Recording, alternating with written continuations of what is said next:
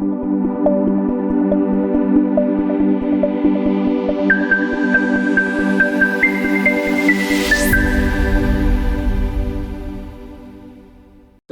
a los que están del otro lado del océano. ¿Me escuchan? Perfecto, Claro y saludos. perfecto. Shalom. Yofi. Top. Entonces, nosotros continuamos con el estudio de las alajot, las leyes, su aspecto práctico, filosófico, del amanecer, de levantarse. Empezamos a estudiar el tema de Netilat Yadayim, del lavado de las manos. Explicamos ampliamente el tema y la conclusión fue de que en la mañana, cuando la persona se levanta,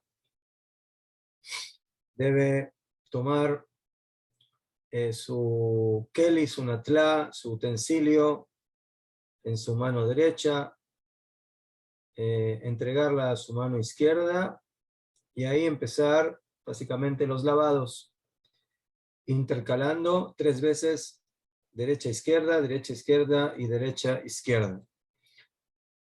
Esa es la Netilat Yadayim que se necesita en la mañana. ¿Sí? A diferencia de otras Netilot Yadayim, otros lavados que vamos a estudiar cuando lleguemos a... no necesitan ese tipo de movimiento. Y luego hay que refregar las manos, ¿sí? De esta manera, y posteriormente decimos la braja. Dijimos que también es mitzvah, que la persona lave su boca, con la cual va a bendecir, y va a decir sus tefilot, ya que con esa boca tenemos que ahora recordar el nombre de Hashem, el nombre de Dios, y por supuesto que la tenemos que tener limpia para poder expresar el nombre santificado, el nombre de Akadosh Baruj Hu, con santidad y con pureza.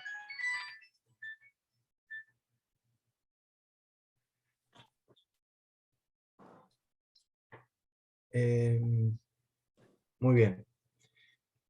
Después dijimos de que, perdón, era una... Sí, perdón. Es muy groso.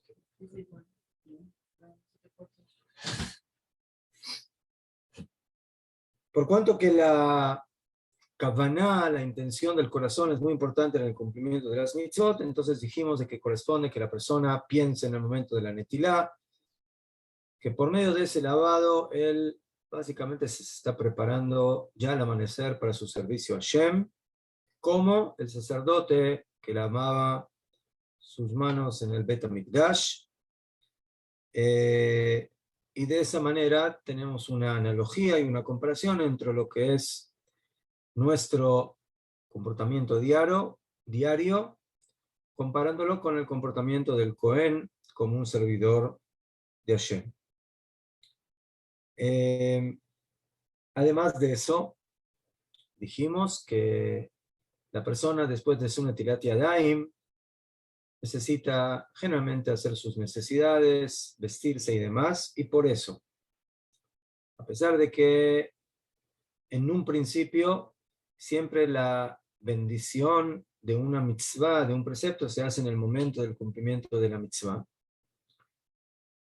En el caso de Netilat Yadayim, en la mañana nosotros nos esperamos un poco más y no hacemos la braja en la primera Netilá, sino que hacemos el lavado, pero luego vamos al baño, hacemos nuestras necesidades, nos lavamos, nos vestimos y básicamente cuando ya estamos listos, entonces ahí decimos la braja de Netilat Yadayim, la braja de Asher Yatzar, de la braja del baño y todas las demás bendiciones matutinas que estudiaremos. Es muy importante que la persona también eduque a los integrantes de su familia, en el caso de que esto es relevante, a los niños pequeños, que sean cuidadosos con esta mitzvah de Netilat Yadayim, principalmente porque, como ya estudiamos, el tocarse partes del cuerpo sin la netilá puede llegar a ser dañino para esos órganos. Y también es un problema tocar alimentos con las manos sin netilat yadayim, que le pueden transmitir la tumá. Entonces, el consejo es de que se trate de educar a todos los integrantes de la familia, ya a hacer netilat yadayim desde su niñez, cuando son pequeños. Hay algunos que son hasta cuidadosos de lavarles las manos a los niños cuando todavía son bebés. Pero de cualquier manera hay que sí procurar de que cuando los niños ya empiezan a crecer y empiezan a entender, a educarlos al cumplimiento de esta mitzvah. La persona estuvo despierta toda la noche, en esto tenemos una divergencia un poco, qué es lo que hay que hacer exactamente, pero el punto final es de que hay que hacer una Netilat Yadayim, a pesar de que una persona no durmió. Cuando una persona no duerme, aparentemente parte de los motivos de la mitzvah de Netilat Yadayim no son relevantes. Pero a pesar de eso, nuestros Jajamim dicen de que sí hay que hacer la Netilá, pero hay discusión si hay que hacer Berajá o no hay que hacer Berajá. Si la persona hizo sus necesidades, en ese caso, hay quienes dicen que sí haga la Berajá de Netilat Yadayim, porque generalmente cuando una persona va al baño, entonces se toca partes ocultas de su cuerpo, y por ese motivo, básicamente, la netilá pasa a ser más relevante, porque ese es uno de los motivos que hay que hacer netilá. Así que la persona en la noche contacta sus manos con partes sucias, ocultas del cuerpo, que tienen transpiración y demás. Y por eso, si la persona va al baño, entonces estuvo en contacto con partes ocultas de su cuerpo, y por eso cuando se limpió, etc. Entonces por eso corresponde que hagan Netilat Yadayim con braja, con la bendición. Pero, como dije, podríamos decir que esto se divide un poco entre las comunidades. Los Ashkenazim, los judíos europeos, tienden más a permitir hacer la brajá en un caso así, mientras que los judíos de Oriente, los faradim, entonces ahí hay más divergencia y hay jajamim que dicen que no debe decir la brajá de Netilat Yadayim cuando no durmió durante toda la noche. Una posibilidad para ahorrarnos y solventar el problema es pedirle a una persona que sí durmió que diga la brajá por nosotros y que ponga intención de incluirnos a nosotros en su pensamiento, y nosotros también pensamos en incluirnos en ese pensamiento, contestamos amén a la bendición, y de esa manera podemos solucionar el problema de si sí o no tenemos que decir la braja. Hay varias cosas que exigen Netilat Yadayim, además de cuando uno se levanta en la mañana, como por ejemplo la persona que sale del baño.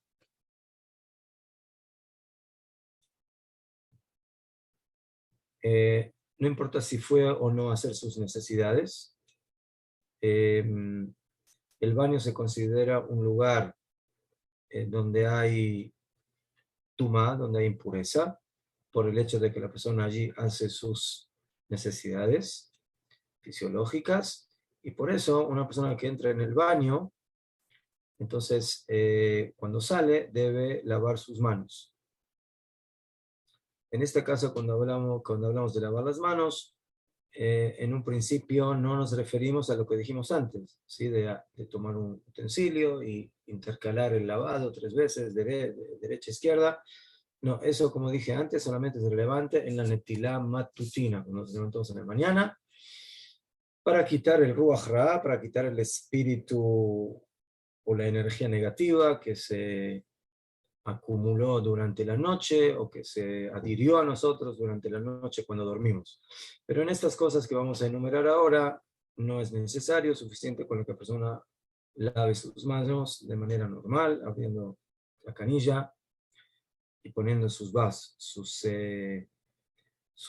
manos debajo. Y hay quienes dicen hasta que no es necesario utilizar el keli. El que quiere es bueno, pero no es obligación. Entonces salimos del baño.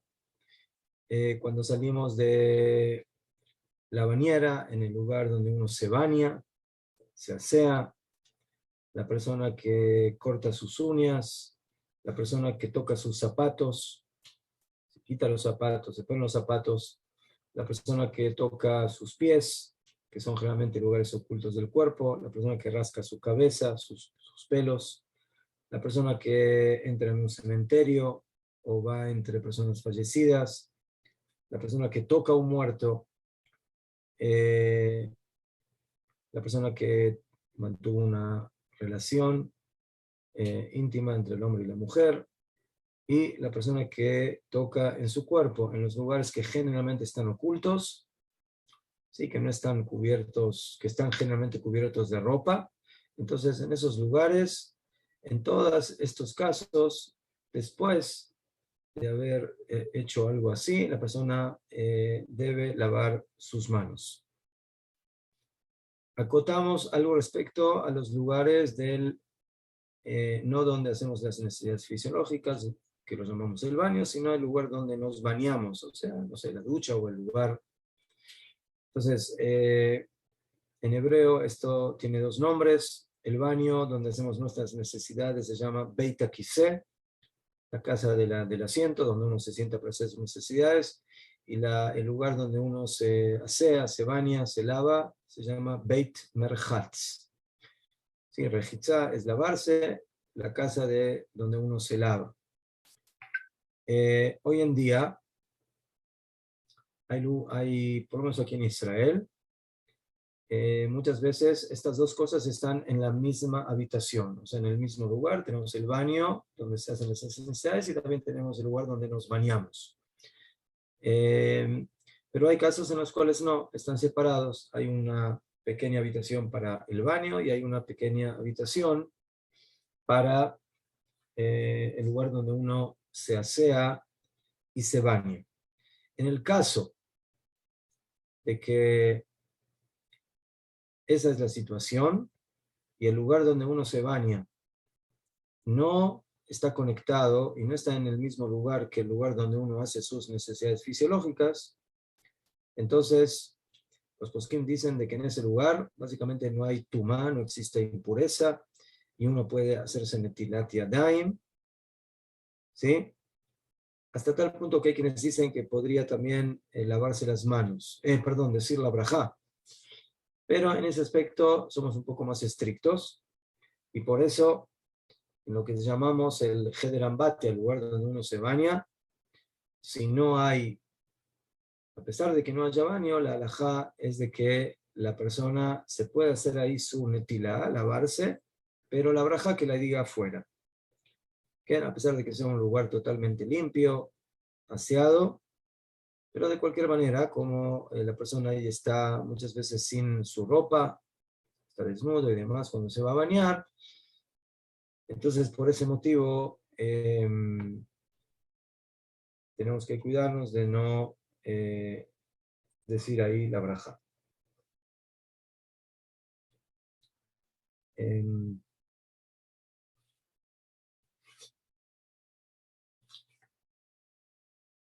No.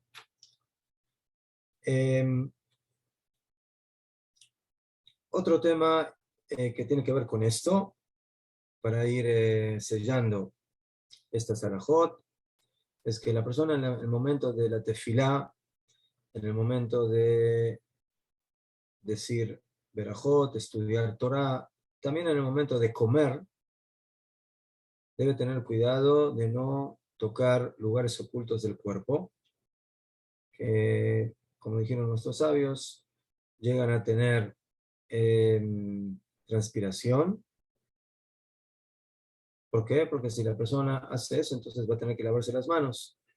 Después, cuando está en la mitad de la tefila y también en la mitad de la comida, muy posiblemente tenga que volver a hacer netilat yadayim, ¿sí? Como es la obligación cuando uno quiere comer pan, de lavarse las manos antes de comer pan, entonces posiblemente va a tener que volver a lavarse las manos. Entonces hay que tener cuidado en esas situaciones de que la persona no, no toque diferentes partes de su cuerpo, y si necesita hacerlo, entonces que lo haga por medio de alguna vestimenta, un pañuelo, una toalla o algo que no le exija tocarse el cuerpo de manera directa. Estamos hablando aquí específicamente de las partes ocultas del cuerpo, que generalmente están ocultas. Por ejemplo, la mano, la cara, todas esas partes no es problema, pero sí los lugares ocultos. Muy bien, entonces, de alguna manera con esto hemos sintetizado las alajot, las leyes que tienen que ver con el lavado de las manos. Entonces, antes de pasar al nuevo tema, yo quisiera saber si alguno de los participantes del shiur tiene alguna duda, alguna pregunta respecto a el tema de Netilat Yadayim. Y con mucho gusto trataremos de contestar. Y si no, seguimos adelante. ¿Cómo está, Rab? Shalom. Shalom, ¿con quién hablo? Habla Hadassah desde Ecuador. La señora Adasa desde Ecuador, mucho gusto. ¿De qué ciudad de Mucho Ecuador? gusto. De la ciudad de Cuenca. Vivo en la ciudad Ah, de Cuenca, pero soy de la ciudad de Manabí. muy bien, Cuenca, perfecto. Ujú. Cuénteme, ¿en qué Sí, le puedo ayudar? una consultita, verá, acá, por ejemplo, casi por lo regular, ¿cómo le explico? Para poder uno comer, sé que no se puede comer a un pan de afuera, ¿no? Sí. ¿No es cierto? Pero en este caso hay panes que se comen como que venden en los supermercados, en los supermaxi, que Ujú, son el su pan y eso, ¿no? ujú. Ahora, mi pregunta es, aún para comer ese pan, se puede, tiene que uno hacer netilada yaim con verajá o sin verajá o Sí. no se debe de hacer netilá cuando se come otro pan que no sea halá. No, mire, el tema de la netilá no tiene que ver justamente con la jalá, sino pan. Pan en general, cualquier tipo de pan. No importa la marca de pan, la forma del pan. Mientras sea pan, nosotros tenemos que hacer netilat yadayim.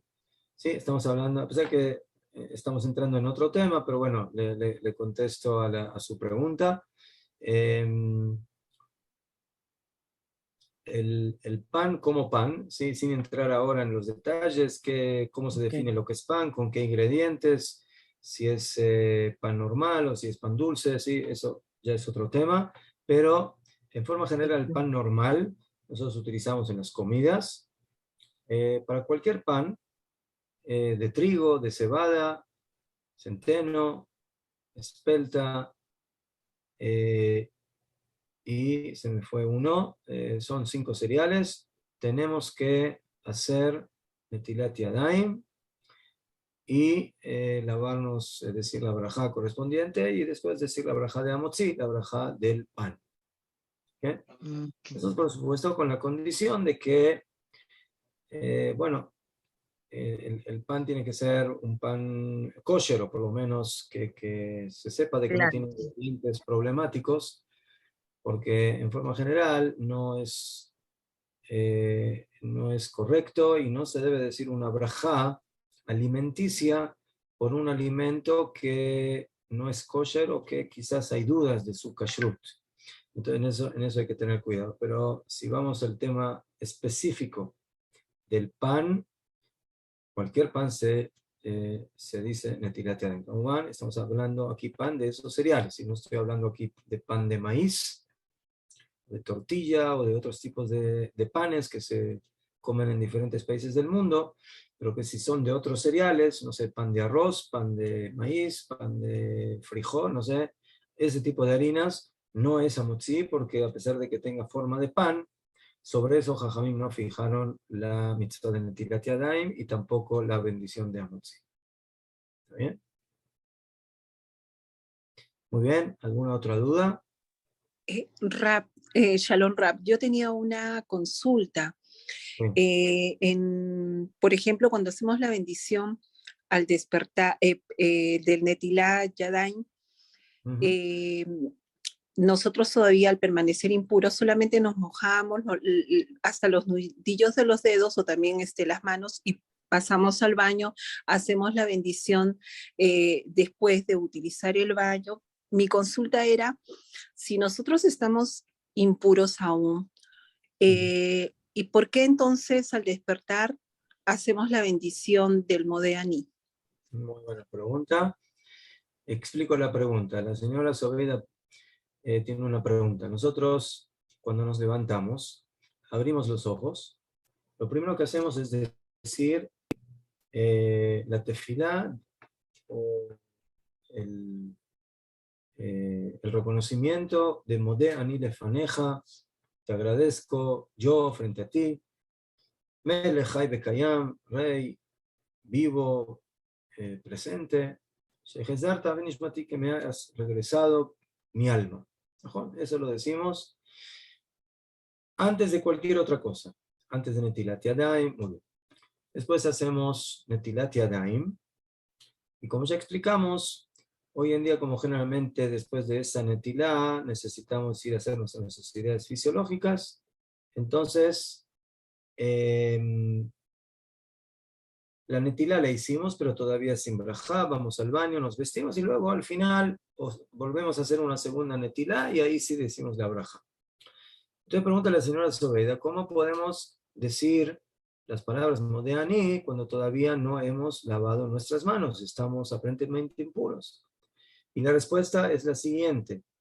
Modéani Lefaneja no es una verajá, no es una bendición, tampoco no es una tefila, es una especie de agradecimiento, ¿sí? Es una exposición de agradecimiento a Hashem que nos regresó nuestra neshama, nuestra alma, nuestra vida, ¿sí? Nos despertamos. Entonces, nuestros jajamim dicen de que eso se puede decir a pesar de que la persona todavía tiene sus manos impuras. Después, ahí sí, ya hay que empezar a tener cuidado con todo lo demás, pero el Modéani, en ese aspecto, no tiene ningún impedimento y la persona, cuando abre sus ojos, no tiene que preocuparse ahora de Netilat Yadayim, sino que lo primero que tiene que decir es el Modéani, y no hay ningún problema que lo diga sin Netilat Yadayim. Esa es la respuesta que dan nuestros sabios. ¿Entendido? Sí, gracias, Rab. Muy bien. ¿Alguien más?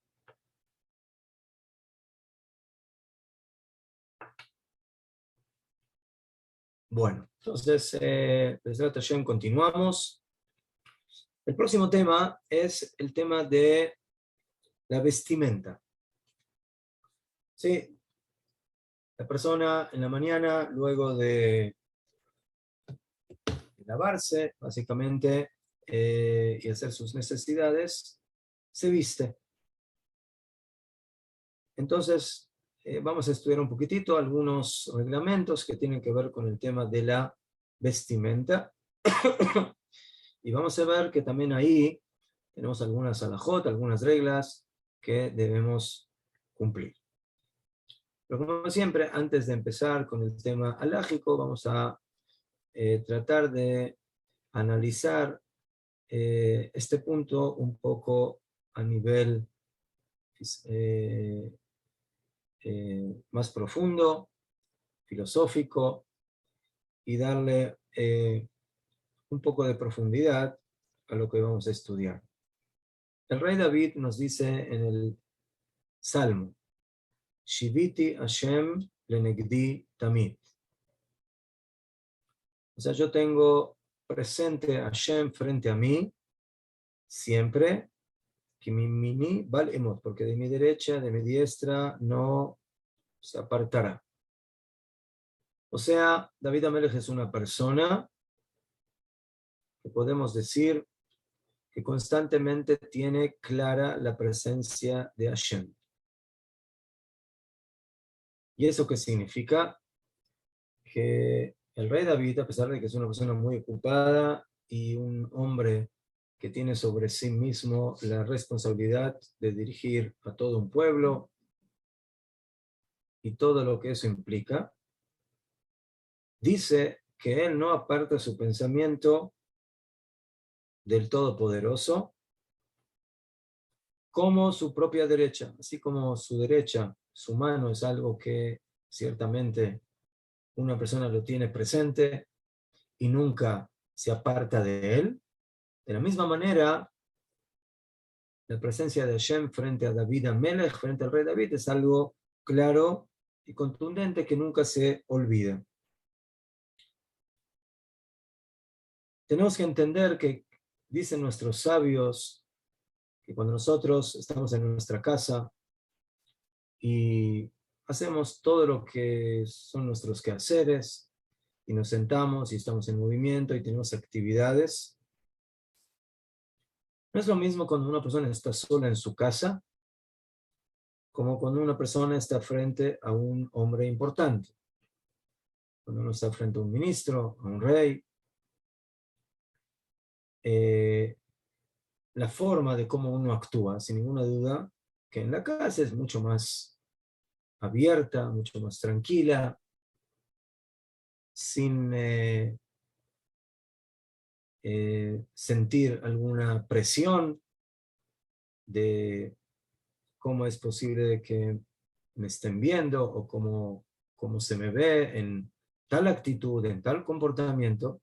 Mientras que cuando una persona está frente a otras personas, especialmente a personas importantes, por supuesto que cada movimiento está medido para que la persona actúe de manera decorosa, de manera adecuada y que no provoque fallas en su comportamiento. Y eso es muy normal. Lo mismo ocurre como con el tema de la palabra. No es lo mismo como una persona habla en su casa, con su familia, con sus seres queridos, donde la forma de hablar es más abierta, más amena, más tranquila, que cuando una persona tiene que hablar frente a un rey, que por supuesto ahí otra vez su forma de hablar va a ser mucho más medido, mucho más calculada, con una seriedad que uno no tiene generalmente en su casa. Entonces, primeramente aquí vemos de que esa es la naturaleza humana. Y por eso la persona que quiere elegir el camino de lo que llamamos en hebreo de la shlemut, de la perfección humana, y que realmente sea un hombre de un comportamiento, como diríamos, excelente, verdadero, de acuerdo a la orden divina. Entonces, la persona se tiene que despertar en la mañana y tiene que saber de manera inmediata de que no está solo, de que él ahora se despierta y se tiene que presentar frente al Rey de los Reyes, que está con él, y apegarse a él siempre, más que con cualquier otra criatura o también de un rey de carne y hueso. Y de acuerdo a cómo una persona perciba esa idea, entonces esa va a ser su relación. Cuanto más sentimos la presencia divina frente a nosotros en todo momento, también en nuestras casas, también en los momentos más podríamos decir, inauditos, como levantarse de la cama, o ir al baño, o hacer otras cosas, donde aparentemente ahí, bueno, ¿qué tiene que hacer la presencia de Dios? No, ahí también está la presencia de Dios, y por eso nuestro comportamiento debe ser de acuerdo a cómo una persona se comportaría cuando tiene a Dios frente a él. Y de esa manera vamos a poder ver la luz, vamos a poder iluminarnos y vamos a poder entender de que la persona no puede esconderse o pensar de que puede ocultarse de la presencia de Hashem, porque Hashem está en todos lados. Y si una persona se va a ocultar, ¿acaso Hashem no lo va a ver? Sí lo va a ver, y sí sabe en dónde está, y sí sabe lo que está haciendo, y por eso es muy difícil llegar a ese tipo de concientización, que una persona realmente esté consciente a ese nivel, como dice el rey David, que así como yo tengo presente a mi mano derecha, yo tengo presente a Kadosh Baruj Hu en cada momento, pero bueno, esa es la aspiración. Y dice Maimónides que eso hay que entenderlo muy bien,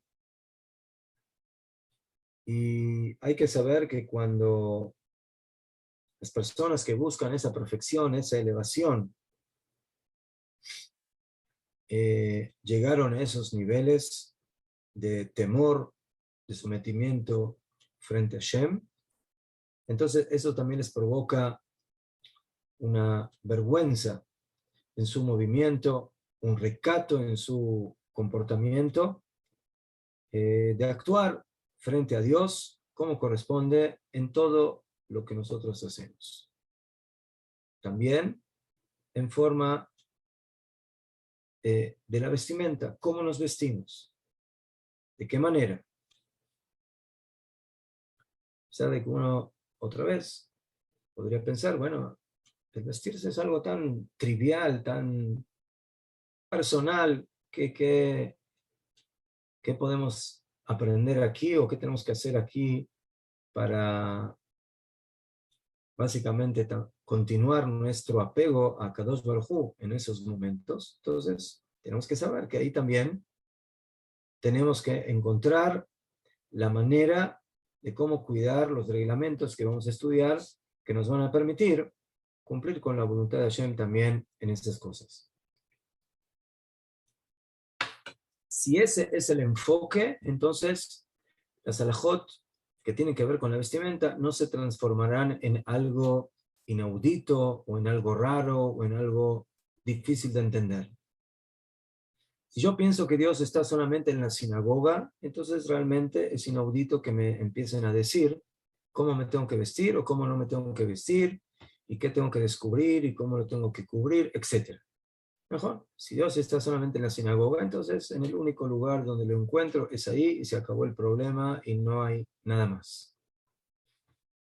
Pero nosotros, Am Israel, sabemos lo que dicen los versículos, lo que dice la Torá, lo que dicen nuestros profetas, Meló kol haaretz kebodó, que Hashem llena toda la tierra, que Hashem está en todo lugar, en todo momento, y por eso Él también está observándote en tu casa, en cada cosa que tú estás haciendo, también cuando te vistes, también cuando vas al baño, y también cuando estás comiendo, y también cuando estás hablando, y también cuando estás en una relación, y también cuando estás haciendo algún trabajo.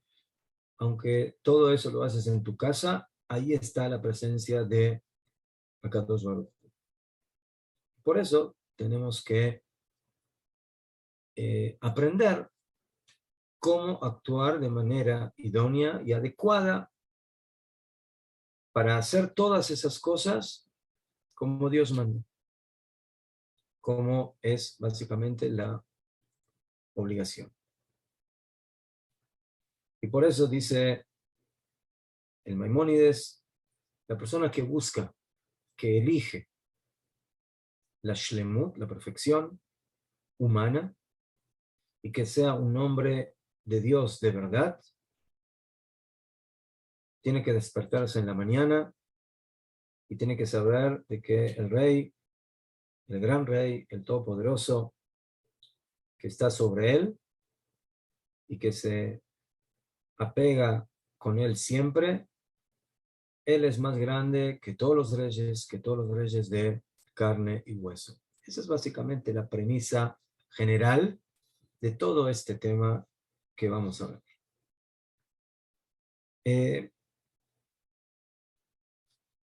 Una de las cosas que quizás ha perdido mucho en nuestra generación es la vergüenza. La vergüenza que suena algo tan así arcaico en algunos lugares, hoy en día creo que existe mucho más la insolencia que la vergüenza. En forma general.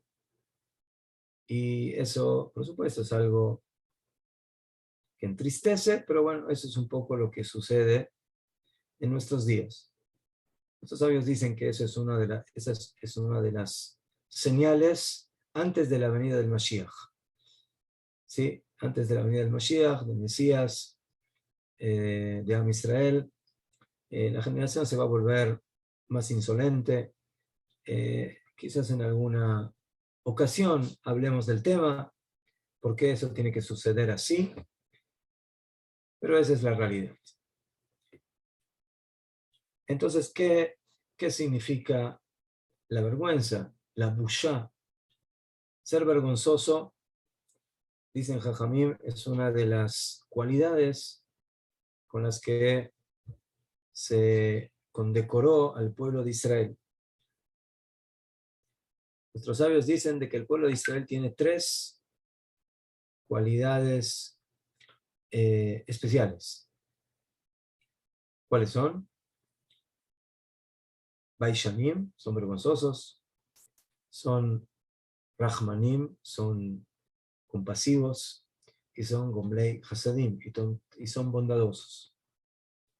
O sea, esas son básicamente cualidades que recibimos genéticamente, podríamos decir, de nuestros patriarcas. Abraham Avinu, el hombre del Geset,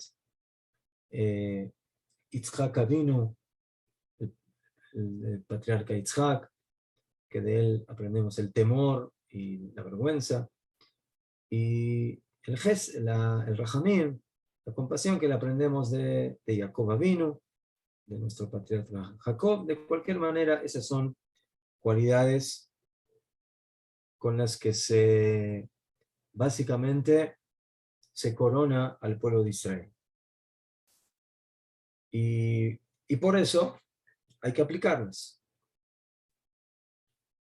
Entonces el comportamiento debe ser recatado, hasta tal punto que los sabios nos dicen que la persona no debe ir en su casa o no debe vestirse de una manera inadecuada, no debe revelar partes de su cuerpo sin necesidad, desnudarse o ir en paños menores o diferentes cosas. Por supuesto, no estamos hablando aquí cuando una persona se baña o se lava o va al baño, que en esos lugares eso es lo normativo y esa es la necesidad. Pero estamos hablando en forma general. ¿Sí? Hoy en día también ese tema es muy complejo porque la ligereza con la que la gente se viste y camina por la calle, que a veces yo digo que se olvidó parte de su vestuario, pero bueno, eso es lo que a veces sucede en el tema de la vestimenta. Y la enseñanza de nuestros sabios es de que ese comportamiento debe también aplicarse en la casa.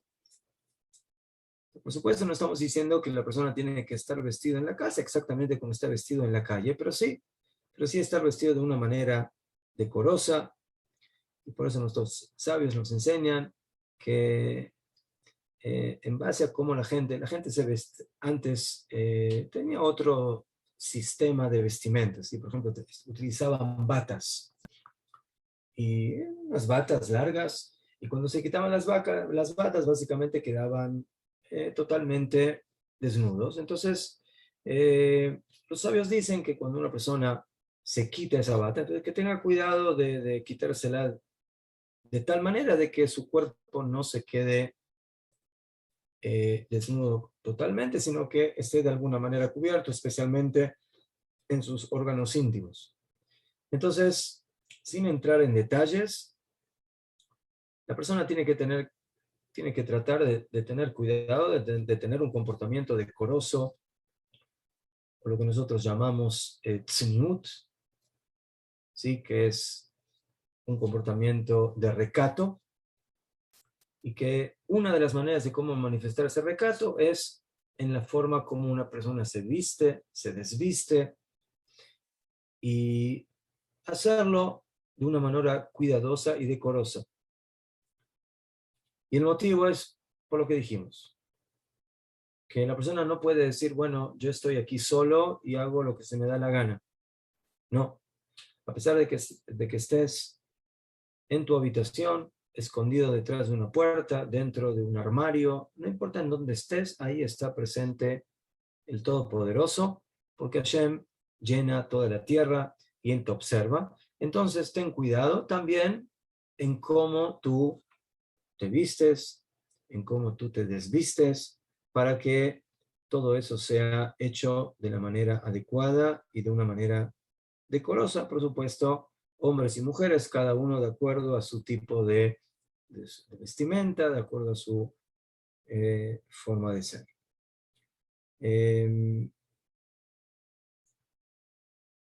Y bueno, y en general,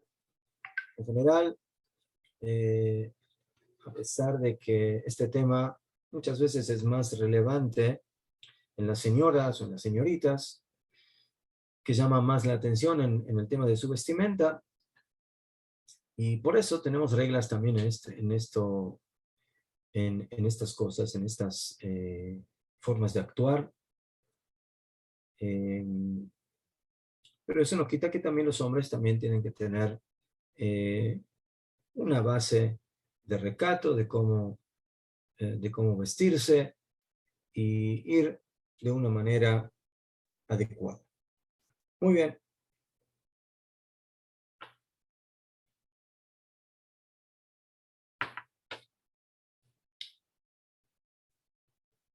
Nuestros sabios dicen de que la persona no tiene que ir con la cara así, con su cabeza hacia arriba, que es una especie de demostración de soberbia, y también debe cubrir su cabeza. Interesantemente, no hay una mitzvah de la Torah de cubrirse la cabeza. Esto aparece en nuestros sabios. Nuestros jajamim dicen que que nosotros llamamos la kippah, o el sombrero, o el solvideo, no sé cómo le llaman, qué nombre ustedes conocen para la kippah. El recubrimiento de la cabeza es un comportamiento también de recato, pero también es algo que nos permite tener lo que dicen nuestros sabios y da chamay. La persona que tiene sobre su cabeza la kippah, de alguna manera siente que hay algo encima de él. Hay algo que le permite tener esa sensación. Y por eso, la costumbre del pueblo de Israel, hasta tal punto que hoy en día prácticamente esa es la señal de una persona que podríamos denominarla observante o no observante, sin entrar en detalles. Hay gente que no usa kippah y también cumple no pocas mitzvot, pero en forma general, las personas que son más cercanas al cumplimiento del judaísmo, a la religiosidad, generalmente son personas que van a tener su cabeza cubierta. Aquí hablo de los hombres, las mujeres es otro asunto, las mujeres casadas, las mujeres solteras, que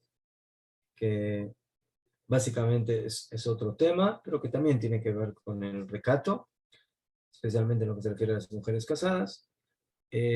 Pero sí, hoy en día, a pesar de que originalmente la kippah no es algo tan en lo que es una señal de judaísmo, como podría ser, por ejemplo, quizás un talit, un tefilín o otras cosas, pero hoy en día, en muchos lugares, tú ves o una persona que tiene kippah, entonces ya de alguna manera puedes tener una señal de que esta persona es más allegada al judaísmo que una persona que no tiene su kippah, que no tiene puesta su kippah.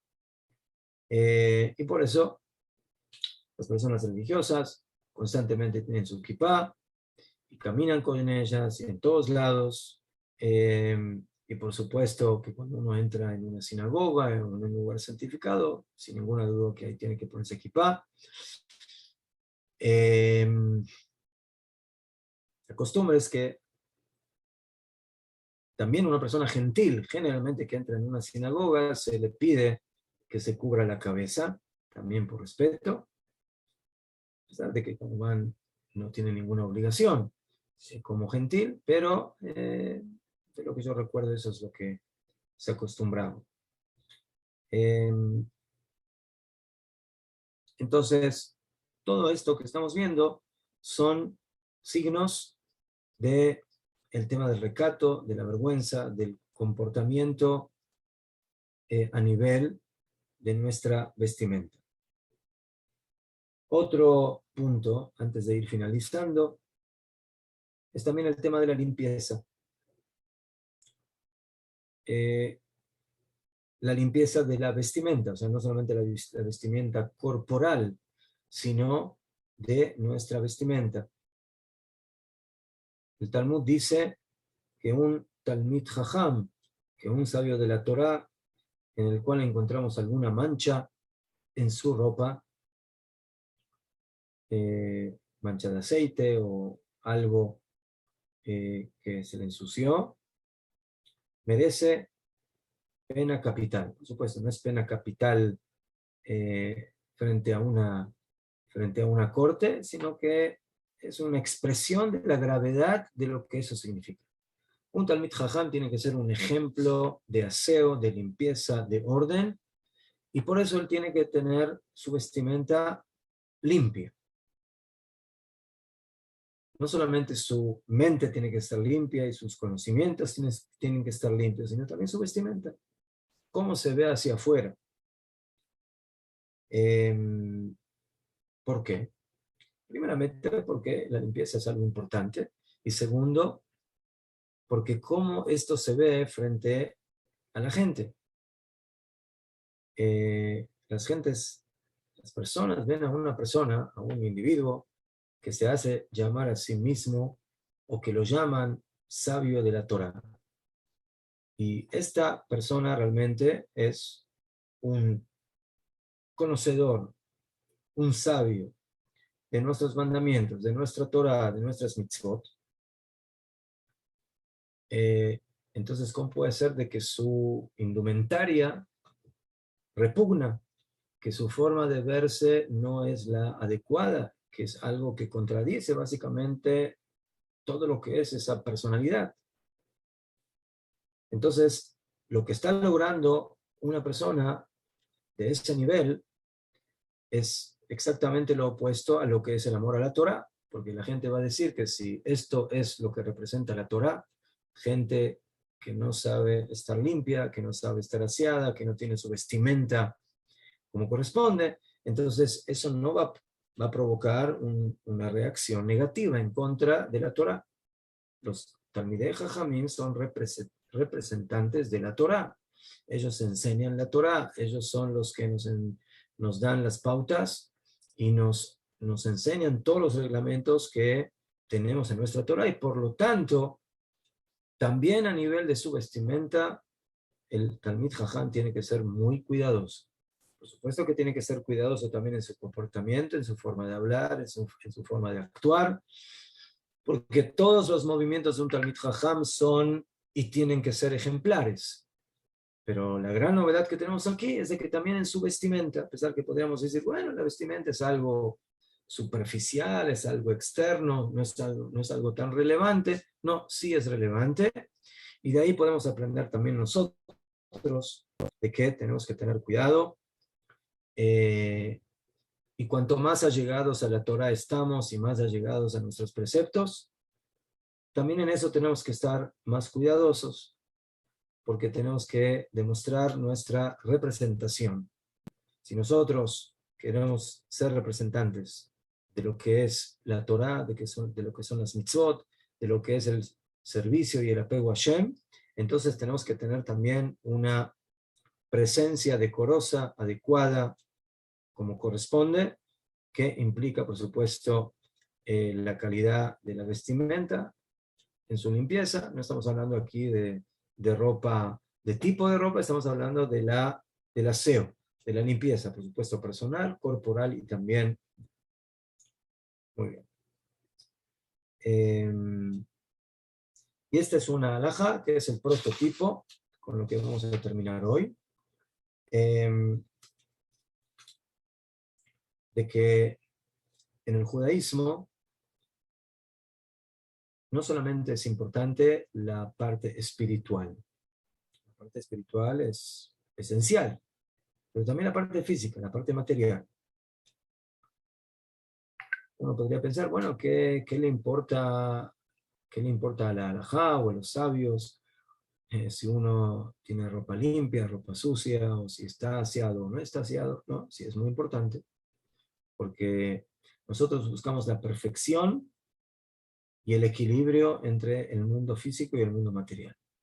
Para terminar, en la parashá de esta semana, nuestro tercer patriarca, Jacob, sueña con la escalera famosa que está apoyada en la tierra y que llega hasta el cielo, y que en esa escalera suben y bajan ángeles.